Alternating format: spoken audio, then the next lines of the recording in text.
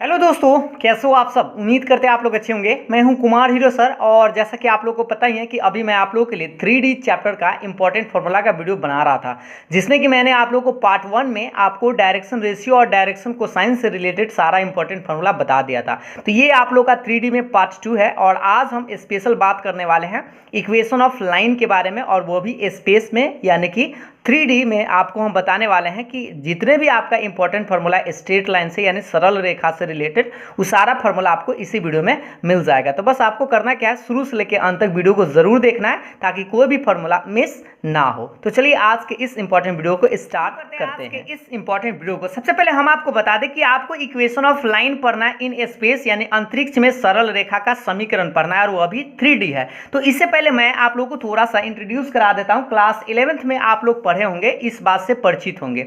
अगर आप पढ़े हुए होंगे तो आपको इस बात को बड़ी जल्दी में समझ सकते हैं। अगर नहीं पढ़े हैं तो अभी हम आपको थोड़ा सा रिकैप करवा दे रहे हैं। देखिए, क्लास 11th में आप 2D पढ़े थे, उसमें लाइन का इक्वेशन वहां पर भी सीखे थे, और 3D चैप्टर में भी आप लाइन का इक्वेशन आप लोगों को सीखना है। तो देखिए, लाइन का इक्वेशन आप दो कंडीशन से निकाल सकते थे जब आपके पास दो तरीका था। पहला तरीका कि अगर एक पॉइंट दिया हुआ रहे और एक स्लोप दिया हुआ रहे, जिसको आप ढाल बोलते हैं। तो एक पॉइंट दिया हुआ रहे और एक ढाल दिया हुआ रहे, तो आप आसानी से लाइन का इक्वेशन ऐसे लिखते थे, y माइनस y1 बराबर m into x minus x1। ठीक है, और इससे आप मान भरते थे और रेखा का समीकरण आपको निकल जाता था। और दूसरा तरीका यह था कि अगर आपके पास दो पॉइंट्स दिया जाए, जैसे x1 y1 और x2 y2, तो भी आप लाइन का इक्वेशन आप बड़ी आसानी से इस फॉर्मूला में निकाल देते थे, रख के y माइनस y1 बराबर y2 माइनस y1 बटा x2 minus x1 into x minus x1। तो ये दोनों बात 11th क्लास का है, और अब हम लोग को पढ़ना है 12th क्लास में 3D चैप्टर में। तो 3D चैप्टर में भी लाइन का इक्वेशन ही पढ़ना है, बट हमको इन स्पेस मतलब अंतरिक्ष में, यानी कि 3D में आपको पढ़ना है। तो देखिए, जैसा इसमें 11th वाला में कंडीशन था, वैसा ही 12th वाला में भी है। थोड़ा सा इसमें चेंज हो गया। क्या चेंज हो गया समझने का प्रयास करिएगा कि पॉइंट तो आपके पास है, बट ये 3D में पॉइंट अब आपको मिलेगा x1 y1 z1। ठीक है, और यहाँ पर स्लोप के जगह पर एक पैरेलल वेक्टर दिया जाएगा। ये दोनों को कंपेयर करके आप समझेंगे तो आपको हमेशा के लिए याद भी रहेगा, क्योंकि आपको ये थोड़ा सा पता है और इससे रिलेट करके हम बता रहे हैं ताकि आपको याद रह सके। तो देखिए, एक पैरेलल स्लोप के जगह पर एक पैरेलल वेक्टर दे दिया जाएगा कुछ इस तरह से, ai cap plus bj cap plus ck cap. और तब जाके अगर आपको 3D में लाइन का इक्वेशन पूछे, रेखा का समीकरण, तो उसका फॉर्मूला यह होता है वेक्टर आर बराबर vector A plus lambda vector B. ये होता है वेक्टर फॉर्म में, इसी को कार्टेशियन फॉर्म में। अब यहाँ पर दो फॉर्म आपको पढ़ना पड़ेगा, एक वेक्टर फॉर्म और एक कार्टेशियन फॉर्म, जिसको आप कार्तीय रूप बोलते हैं और इसको सदिश रूप बोलते हैं। तो इसमें अगर कार्तीय रूप में पूछे तो एक्स माइनस x1 बटा ए, वाई माइनस y1 बटा बी बराबर जेड माइनस z1 बटा सी। उसी तरह से अब दूसरा कंडीशन क्या था कि दो पॉइंट्स दिया हुआ रहे, तो दो अगर पॉइंट्स दिया रहे, अगर मान लीजिए पहले x1 y1 z1 x2 y2 z2, तब आपसे कहे कि वेक्टर फॉर्म में आप लाइन का इक्वेशन बताइए, तो आपको याद रखना है वेक्टर आर बराबर vector A plus lambda vector B minus vector A. या ये वेक्टर फॉर्म में, इसी को कार्टेशियन फॉर्म में पूछे तो ऐसे लिखेगा x माइनस x1, ये ऊपर वाला सेम रहेगा x minus x1, y minus y1 z minus z1, और बटा में abc है ना। abc क्या है, तो डायरेक्शन रेशियो है, यानी दिक् अनुपात है, जो हम आपको पहला वाला वीडियो में भी बताए थे।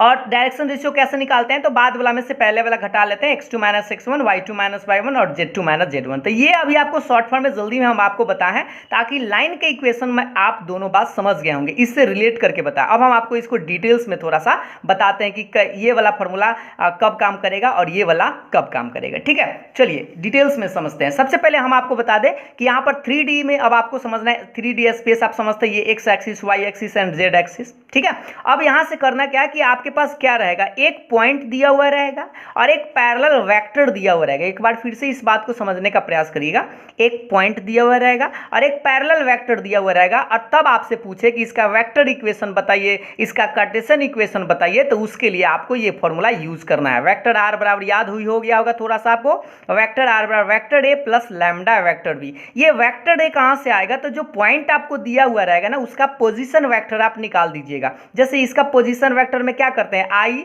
जे के सटा देते हैं, और प्लस है तो प्लस के रूप में, यहाँ पर कोई पॉइंट माइनस में होता है तो माइनस में लिखते हैं, जो आप वेक्टर में भी आप पढ़े थे। ठीक है, तो इस तरह से आप इस पॉइंट से वेक्टर ए निकाल लीजिएगा। आई वेक्टर भी तो आपको देगा ही देगा, तो यहाँ पर आपको वेक्टर भी जो देगा वहां रख देना है और इसी फॉर्म में आपको छोड़ देना है। तो इस तरह से आपको याद रखना यह है कि लाइन का इक्वेशन कभी भी अगर आपसे पूछे 3D में, तो आपको ये फॉर्म याद रखना है। ठीक है, कैसा कि वेक्टर आर बराबर vector A plus lambda vector B.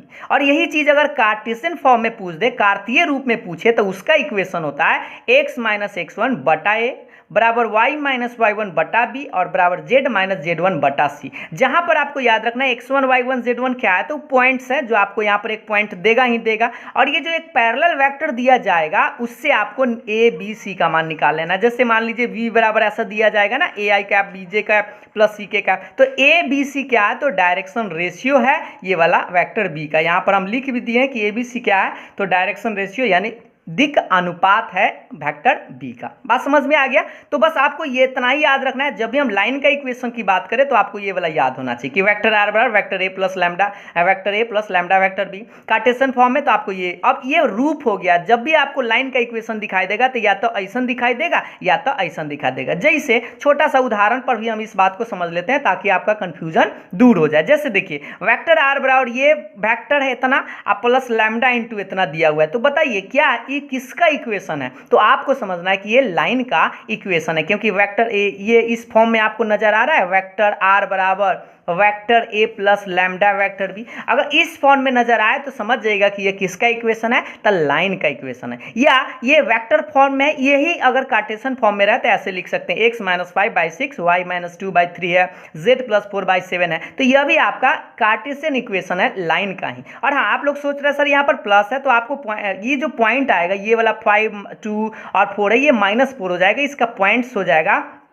5 2 और -4, इसका पॉइंट 6 3 7 जो ये डायरेक्शन रेशियो है। बटा वाला जो रहता है ना वो डायरेक्शन रेशियो है, यानी दिक अनुपात है। बात समझ में आ गया ना। एक और उदाहरण देख लीजिए, x minus 2/7 2 minus y/5 z minus 1/1। यहाँ पर हम ये उदाहरण इसलिए लिखे हैं ताकि आपको ये बात समझ में आ जाए कि कभी भी लाइन के इक्वेशन हम अभी आपको ये फॉर्म बताए थे ना, x पहले है, y पहले है, z पहले है, लेकिन यहाँ पर कभी कभी आपको बीच में ये फंसाने के लिए कभी कभी लाइन का इक्वेशन ऐसे उलट के दे देगा। जैसे देखिए 2 माइनस y/5, और आप सोचिएगा कि नीचेला का डायरेक्शन रेशियो होता है ये वाला, तो आप लिख दीजिएगा 7 5 और 1, जो गलत हो जाएगा। क्यों गलत हो जाएगा, क्योंकि ये फॉर्म सीधा नहीं है, इसको पहले आपको सीधा करना होगा, इस फॉर्म में लाना होगा। तो आप क्या करिएगा, इसमें से -1 कॉमन ले लीजिएगा, तो उलट जाएगा, तब हो जाएगा y माइनस 2, अब -1 जो कॉमन लेंगे जो बटा में आ जाएगा ऐसे, तो इसका डायरेक्शन रेशियो जो है ये वाला आपका करेक्ट हो जाएगा। बात समझ में आया। तो बस आपको ये फॉर्म अच्छा से याद रखना है लाइन का इक्वेशन में। तो इतना देर हम लोगों को लग गया है सिर्फ और सिर्फ किसके लिए,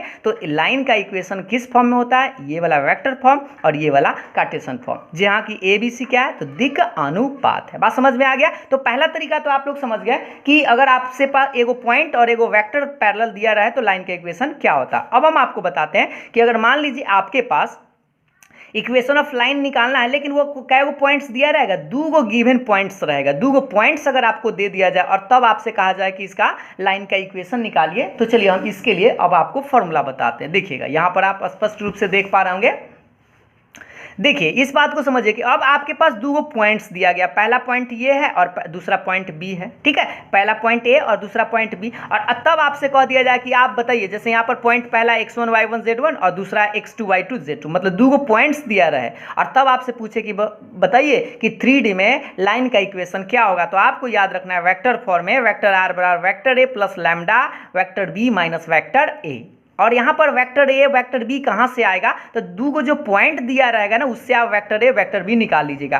पहला पॉइंट से वेक्टर ओ ए निकलेगा, ओ ए कहने का मतलब वेक्टर ए का मान ही हो जाएगा और वेक्टर बी का मान ये हो जाएगा। तो वेक्टर ए कैसे निकलेगा, जो पॉइंट है उसका पोजीशन वेक्टर, पोजीशन मतलब स्थिति सदिश, जैसे आई जे के सटा दीजिएगा, तो ये पॉइंट जो होगा ये वाला, इसमें आई जे के सटाएंगे तो यही बनेगा ना, और इसमें अगर आई जे के सटाएंगे तो ये वाला बनेगा। तो बस आपको करना क्या, वेक्टर ए का मान यहाँ पे बैठा देना है, वेक्टर बी का मान यहाँ पे और वेक्टर ए का मान यहाँ पे, इसको घटा देंगे और वही आपका करेक्ट आंसर हो जाएगा। बस आपको फॉर्म अभी याद रखना है कि वेक्टर फॉर्म में लाइन का इक्वेशन 2 पॉइंट अगर दिया रहे तो क्या होगा, तो ये होगा। यही चीज अगर कार्टेशियन फॉर्म में पूछे यानी कार्तीय रूप में पूछे तब आपको याद रखना है ऊपर में सेम लाइक वही जो Cartesian form x minus x1 y minus y1 z minus z1, लेकिन नीचे में आपको डायरेक्शन रेशियो निकालना है। तो 2 पॉइंट्स अगर दे ले ए पॉइंट बी पॉइंट, तो डायरेक्शन रेशियो आपको बताया तो कैसे निकालते हैं, बाद वाला में से पहले वाला x2 minus x1 y2 minus y1 और z2 माइनस z1, और ये जो मान आएगा वो किसका हो जाएगा, ABC यानी दिक् अनुपात का। तो बस आपको याद रखना है 2 पॉइंट्स से पास करने वाला अगर लाइन का इक्वेशन पूछे तो वेक्टर फॉर्म में ये, कार्टेशियन फॉर्म में तो ये। बात समझ में आ गया। तो लाइन का इक्वेशन में आपको दो ही चीज पढ़ना है कि एगो पॉइंट और एगो पैरेलल वेक्टर दिया रहेगा तो लाइन का इक्वेशन, और दूगो पॉइंट दिया हुआ रहे तो लाइन का इक्वेशन। अब हम लोग जानेंगे कि लाइन से रिलेटेड कुछ फॉर्मूला पूछा जाता है, जैसे एंगल निकालिए, शॉर्टेस्ट डिस्टेंस निकालिए और पैरेलल लाइन के बीच का दूरी निकालिए, दूगो लाइन परपेंडिकुलर पैरेलल कब होगा, ये सब कंडीशन आप लोग को समझना हो। चलिए अब हम लोग देखते हैं आगे, तो समझने का प्रयास करिएगा। अब हम लोग को नया टॉपिक पढ़ना है। बस इक्वेशन ऑफ लाइन में दो ही चीज आपको सीखना था। अब लाइन से रिलेटेड कुछ सवाल पूछा जाता है, जैसे एंगल बिटवीन टू लाइंस पूछ देगा कि दूगो रेखा के बीच का एंगल निकालिए, दूगो रेखा के बीच का शॉर्टेस्ट डिस्टेंस निकालिए, जो 5-5 नंबर वाला सवाल आता है। जैसे देखिए अब एंगल निकालने के लिए भी दो कंडीशन हो गया, क्योंकि लाइन का इक्वेशन जब भी हम लोग पढ़े तो दूगो फॉर्म में, एक वेक्टर फॉर्म में और एक कार्टेशियन फॉर्म में। तो देखिए वेक्टर फॉर्म में अगर लाइन ऐसा दिखाई दे, पहला लाइन ऐसा vector r vector a1 plus lambda vector b1, vector r बराबर vector a2 plus mu vector b2, तब आपसे पूछ दे कि दोनों रेखा के बीच का एंगल यानी कोण बताइए, तो आप याद रखेंगे cos थीटा बराबर b1 डॉट b2 बटा mode of b1 mode of b2। जैसे आपने वेक्टर वाला में पढ़ा था cos थीटा बराबर a डॉट b बटा mode of a mode of b, याद होगा जरूर। cos थीटा बराबर पढ़े ना डॉट प्रोडक्ट में, सेम लाइक हुआ है यहाँ पर भी वही चीज है, बस a b के जगह पर खाली हम b1 और b2 कर दिए। बस को रिलेट करके याद रखिएगा तो आपको याद भी रहेगा cos थीटा बराबर b1 डॉट b2 बटा mode of b1 mode of b2। यही चीज अगर कार्टेशियन फॉर्म में अगर लाइन दूगो दिया हुआ है, जैसे ऐसे x माइनस x1 बटा a1, y माइनस y1 बटा b1, z माइनस z1 बटा c1, और दूसरा लाइन इस तरह से। देखिए इसमें आपको डायरेक्शन रेशियो बस चाहिए, तो बटा वाला को डायरेक्शन रेशियो बोलते हैं, लेकिन हाँ याद रखिएगा x y z सीधा क्रम में पहले रहना चाहिए। यहाँ पर कभी कभी आपको उलट के देगा, जैसे हम आपको शुरू में बताते तो आप उसको पहले सीधा कर लीजिएगा। जैसे देखिए x y z यह भी सीधा है, तो इसके बटा वाला को हम डायरेक्शन रेशियो यानी दिक् अनुपात बोलेंगे। और तब अगर एंगल पूछे तो cos थीटा बराबर में ये फॉर्मूला आप लगा दीजिएगा। फॉर्मूला क्या है, a1 a2 plus b1 b2 plus c1 c2 बटा में रूट अंडर इसका वर्ग कर दीजिएगा और फिर इसका वर्ग। इसी से ये निकाला गया, जैसे b1 में b2 से डॉट करेंगे ना तो ये सामना सामने इसको गुणा कर देंगे तो ऊपर आ बनेगा। ये आप जानते हैं मोड कैसे निकालते हैं, root under X square Y square Z square, फिर इसका मोड कैसे निकालते हैं, रूट अंडर करके। तो बस आपको इसमें मान बैठा देना इसमें से छाट कर, और आराम से एंगल आप निकाल सकते हैं। ठीक है, तो 2 नंबर के सवाल में भी आपसे इस तरह से पूछ सकता है कि आप दूगो रेखा दे दिया जाए और आप एंगल निकालिए, तो आप आराम से ऐसे पूछे, वेक्टर फॉर्म में रहता ये लगाइएगा, कार्टेशियन फॉर्म में रहता ये लगाइएगा। बात समझ में आ गया। अब हम आपको बताते हैं कि दूगो लाइन से रिलेटेड कुछ इंपॉर्टेंट फॉर्मूला ही होता है, जैसे एंगल से रिलेटेड ही। जैसे देखिए कभी कभी आपसे ऐसे भी डायरेक्ट क्या करेगा, एंगल तो पूछ देगा लेकिन आपसे डायरेक्शन रेशियो दे देगा, डायरेक्ट निकाल कर, लाइन नहीं देगा। आपसे क्या देगा कि दूगो लाइंस है जिसका direction ratio a1 b1 c1 a2 b2 c2 है, और तब आपसे कहेगा कि उसका एंगल निकालिए, तो ये सेम फॉर्मूला वही लगा दीजिएगा, a1 a2 b1 b2 c1 c2 बटा रूट अंडर बटा रूट अंडर। बात समझ में आ गया है ना, ये वाला वही चीज है। और अगर यही चीज अगर एक चीज और इसमें एक्स्ट्रा पूछ देता है कि डायरेक्शन अगर कोसाइन दे दिया जाए, मतलब दिक् कोसाइन, क्या बोलते हैं, दिक् कोसाइन, अगर पहला रेखा का L1 M1 N1 है और दूसरा का L2 M2 N2 है, तब cos थीटा बराबर सिर्फ और सिर्फ आपको ये लगाना होगा L1 L2 plus M1 M2 plus N1 N2। और ये सिर्फ इतना कैसे, क्योंकि आपको पता है a बटा रूट अंडर करते हैं ना, तो L का मान होता है, b बटा करेंगे तो इस तरह से L2 आएगा, फिर इसको करेंगे तो M1 M2, और फिर इसको अलग अलग करेंगे तो N1 N2 आएगा। डायरेक्शन को साइन आपको निकालना बताए थे ना, L बटा A बटा रूट अंडर करके, याद होना चाहिए आपको, M बराबर B बटा N बराबर C बटा, ऐसे करके। ठीक है, तो आपको याद रखना है डायरेक्शन रेशियो सिर्फ दिया हुआ रहे तो एंगल पूछे तो ये लगाइएगा, डायरेक्शन कोसाइन अगर दे दिया जाए एलिमेंट का मान तब आप cos थीटा बराबर ये लगाइएगा, और इसमें मोड जरूर लगाइएगा क्योंकि आपको एक्यूट एंगल निकालना है यानी न्यून कोण। ठीक है, इसमें दो कंडीशन आप और याद रखेंगे, ये दोनों सेम चीज था। इसमें आपको यहां से सवाल बनता है, डायरेक्ट आपसे पूछता है, नोट वाला वेरी वेरी इंपॉर्टेंट है, इस चीज को आप समझेंगे कि दूगो रेखा आपस में परपेंडिकुलर कब होगा, एक दूसरे पर लंबवत कब होगा, इसको परपेंडिकुलर यानी लंब बोलते हैं। तो लंब होने का कंडीशन दो तरह से, एक डायरेक्शन रेशियो के हिसाब से और एक डायरेक्शन कोसाइन के हिसाब से। देखिए एबीसी को डायरेक्शन रेशियो बोलते हैं, एलएमएन को डायरेक्शन कोसाइन बोलते हैं, जो हम आपको पहले भी कई बार बताए हैं।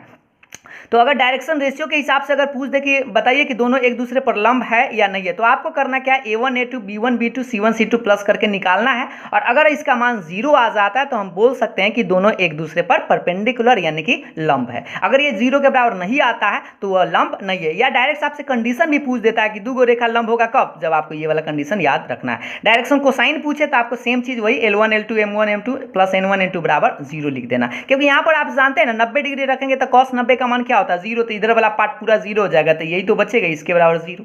ठीक है, सेम लाइक यहाँ पर भी आप निकाल सकते हैं, यहाँ पर 0 होगा तो ये बटा वाला 0 में चला जाएगा, तो ये वाला बाईजू बचेगा, इसलिए हम इतना बराबर 0 लिख दिए। तो यही चीज अगर पैरेलल पूछ दे यानी कि दो रेखा अगर पैरेलल मतलब समांतर होगा तब आपका कंडीशन लगाएंगे, तो डायरेक्शन रेशियो के हिसाब से या डायरेक्शन कोसाइन के हिसाब से भी लगा सकते हैं। अगर डायरेक्शन रेशियो दिया हुआ है तो ये कंडीशन लगाइएगा, डायरेक्शन कोसाइन दिया हुआ है तो वैसे लगाइएगा। A1 बटा A2 B1 बटा B2 C1 बटा C2 या L1 बटा L2 M1 बटा M2 और N1 बटा N2 तीनों का मान अगर बराबर है तो हम कह सकते हैं कि जो दो लाइंस दिया हुआ था, रेखा दिया हुआ था, वह आपस में समांतर है यानी कि पैरेलल है। बस समझ में आ गया, लंब का ये कंडीशन और पैरेलल का ये कंडीशन आपको याद रखना है। खास करके आपको यही चीज याद रखना है, डायरेक्शन रेशियो वाला याद रखना है, डायरेक्शन कोसाइन वाला कभी कभी आपको यूज करना पड़ सकता है। ठीक है, ये इतना तक तो आप लोगों को समझ में आ गया होगा। अब अगला इंपॉर्टेंट फॉर्मूला यह है, अब आप लोगों को देखिएगा ध्यान से, इसको साइड करते हैं थोड़ा।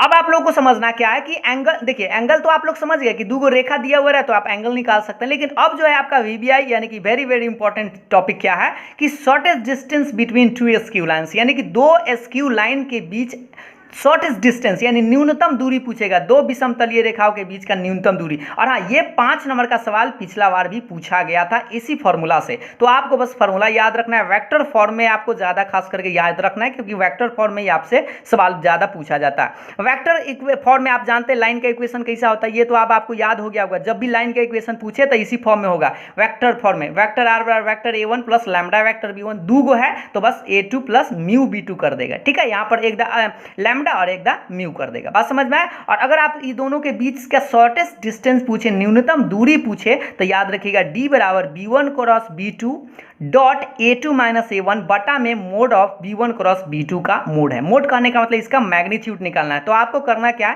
पहले आप A2 माइनस A1 निकाल लीजिएगा, जैसे यहाँ पर A1 है और जैसे आपको ऐसे याद रखना है, लैम्डा के पहले वाला A1 होगा, म्यू के पहले वाला A2 होगा, लैम्डा के जोड़े वाला B1 है और म्यू के जोड़े वाला B2 है। तो आप पहले तो A1 B1 A2 B2 छांट लीजिएगा और आपको करना क्या है, A2 माइनस A1 पहले निकाल लेना, मतलब बात A2 में से A1 घटा लेना है, और B1 क्रॉस B2 जैसे डिटर्मिनेंट के फॉर्म में निकाल लीजिएगा, तब जाकर इसका डॉट निकालेगा। और हाँ, इसका मोड भी आपको निकालकर इसमें मान बैठा देना है, आराम से शॉर्टेस्ट डिस्टेंस निकल जाएगा। थोड़ा सा आपको बढ़ाना पड़ेगा, बढ़ाइएगा तो आपको 5 नंबर आसानी से मिल जाएगा। ये फॉर्मूला याद रखें। और हाँ, ये बीच में डॉट है तो इसको आप उलट पुलट भी कर सकते हैं, इसको पहले इसको बाद में भी आप लिख सकते हैं। ठीक है, अब हम आपको बताते हैं, अगर कार्टेशियन फॉर्म में अगर लाइन का इक्वेशन हो तब अगर आपसे शॉर्टेस्ट डिस्टेंस पूछे तो ये थोड़ा सा आपका डिफिकल्ट हो जाता है। जैसे लाइन ये क्या है, कार्तीय फॉर्म में दिया हुआ है, तो इसका फॉर्मूला होगा D बराबर 1/√D, बट एक डिटर्मिनेंट के फॉर्मेट में x2 minus x1 y2 minus y1 z2 minus z1, और यहाँ पर A1 B1 C1 A2 B2 C2, ये वाला A1 B1 C1 A2 B2 C2 ये। और यहाँ पर ये D का मान निकालना थोड़ा सा डिफिकल्ट हो जाता है, क्योंकि D का फॉर्मूला थोड़ा अजीब गरीब है। B1 C2 minus B2 C1 का whole square plus C1 A2 minus C2 A1 का whole square plus A1 B2 minus A2 B1 का होल स्क्वायर। ये फॉर्मूला थोड़ा याद रखना मुश्किल है, इसलिए आप क्या करिएगा, अगर आपको वेक्टर कार्टेशियन फॉर्म में भी लाइन दिया हुआ है तो आप क्या करिएगा, उसको वेक्टर फॉर्म में बदल के और इस फॉर्मूला का यूज कर दीजिएगा। वैसे हम आपको इसका क्वेश्चन कई बार बता भी दिए, फिर तो बताएंगे। ठीक है, ये बात आपको बस यही वाला फॉर्मूला मेन याद रखना है, शॉर्टेस्ट डिस्टेंस पूछे तो।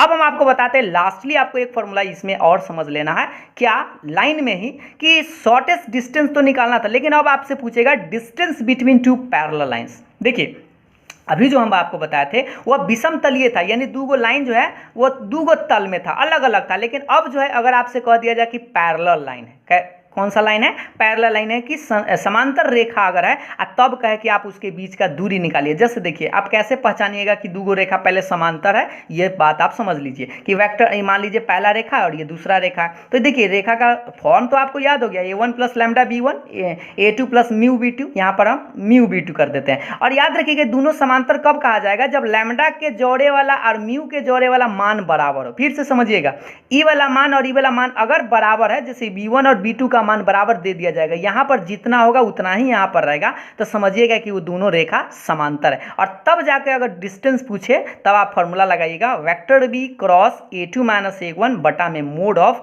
बी। फिर से समझिएगा, वेक्टर बी का क्रॉस निकालना किसके साथ, a2 - a1। पहले तो आपको a2 - a1 पहलका में भी निकालना था, इसमें भी, और बस आपको b के साथ क्रॉस करके और बटा में मोड निकाल देना। और हाँ, ये मोड है, मोड कहने का मतलब इसका भी मैग्नीट्यूड और इसका भी मैग्नीट्यूड आपको निकालना पड़ेगा और मान रख दीजिएगा, आंसर आ जाएगा। ठीक है, तो इतना आपको स्ट्रेट लाइन में आपको मेनली फॉर्मूला था जो आप लोगों को याद हर हाल में रखना है। और बस आपको इतना ही को करना क्या है, याद रखने का एक सिंपल सा ही तरीका है। इसको एक दो बार खुद से देखिए, एक आध बार लिख के भी जरूर चेक करिएगा ताकि आपको फॉर्मूला आसानी से याद हो जाए। तो बस आप लोगों से एक छोटा सा सवाल, जैसा कि आप लोगों को पता ही है, पूछ लेते हैं कि एक लाइन का इक्वेशन आपको ये दिखाई दे रहा है, बस आपको इस लाइन को अच्छा से देख लेना है, फॉर्म आपको याद हो गया होगा, और इसमें बस हमको बता देना है डायरेक्शन रेशियो इसका क्या होगा। ऑप्शन पहला है और ऑप्शन दूसरा है, तनका सा फर्क है, बस आपको इसका आंसर कमेंट करके हमें जरूर बता देना है। और हाँ, अगर आप लोगों को वीडियो समझ में आया हो, अच्छा लगा हो, तो लाइक शेयर जरूर करिएगा, क्योंकि आपका एक लाइक हमें मोटिवेट करता है। तो आज के लिए इतना, फिर मिलते हैं नेक्स्ट वीडियो में, तब तक के लिए बाय बाय, थैंक यू।